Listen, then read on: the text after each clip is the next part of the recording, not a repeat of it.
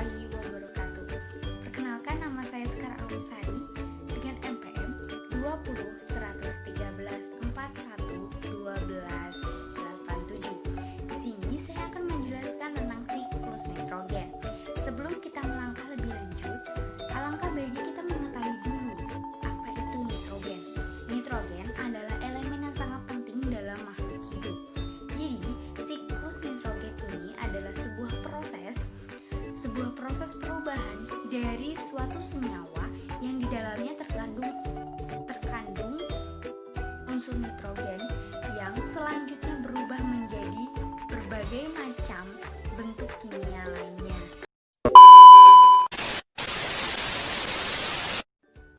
Baik, kita lanjut pembahasannya. Mohon maaf apabila di sini terdengar suara yang tidak menyenangkan. Tolong dimaklumi teman-teman. Di sini seperti gambar yang telah teman-teman lihat, di sini saya akan menjelaskan tentang siklus nitrogen.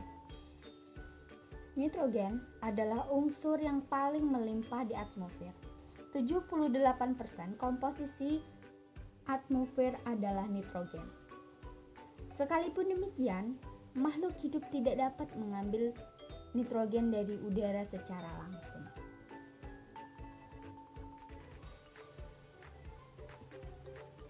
Karena butuh energi besar untuk mengambilnya. Proses pemecahan nitrogen yang bebas berlangsung dengan bantuan energi petir. Energi petir yang besar memicu terjadinya reaksi nitrogen dan oksigen menjadi senyawa NO2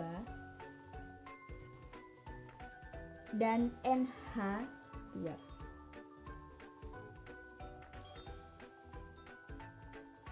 Senyawa ini turun bersama dengan air hujan. Beberapa organisme mampu mengikat N dari udara. Salah satu contohnya adalah Rhizobium. Mikroorganisme yang bersimbiosis akar tanaman, polong-polongan, sehingga menyebut inang tanaman inangnya. Tidak hanya Rhizobium, masih ada bakteri tanaman yaitu Proctobacteria. Juga mampu mengikat nitrogen dari udara bebas. Itulah proses-proses pengambilan N dari udara. Proses ini terjadi salah satu faktor penyedia N di dalam tanah. Nitrat yang tersedia di dalam tanah bisa langsung diserap oleh tumbuhan, mengalami amonifikasi, perubahan menjadi amonium. Nah teman-teman, N juga diperoleh melalui perombakan jasad makhluk hidup yang mati, karena di dalam jasad makhluk hidup terkandung asam amino dan protein, yaitu zat-zat yang tersusun dari nitrogen. Zat mati makhluk hidup berubah menjadi detritus.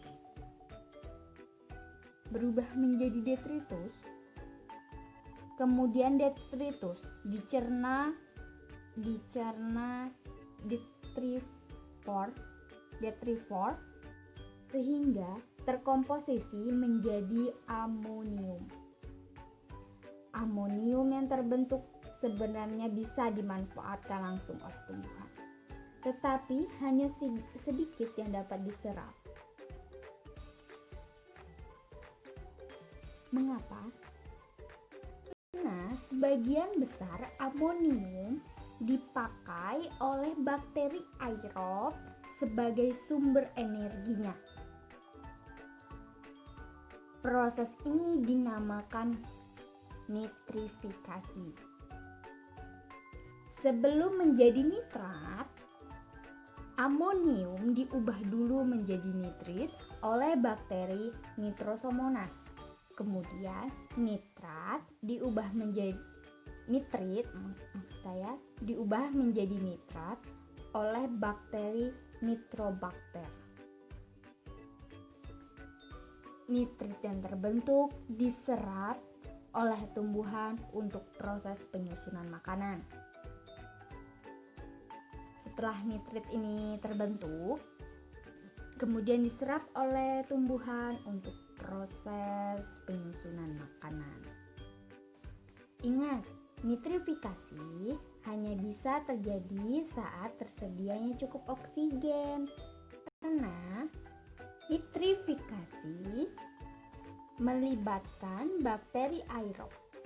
Jika oksigen tidak cukup, terjadi yang dinamakan denitrifikasi,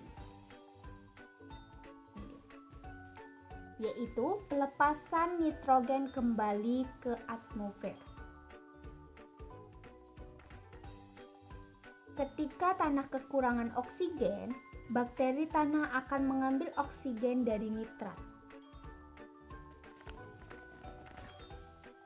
sehingga unsur N akan dibebaskan kembali ke udara.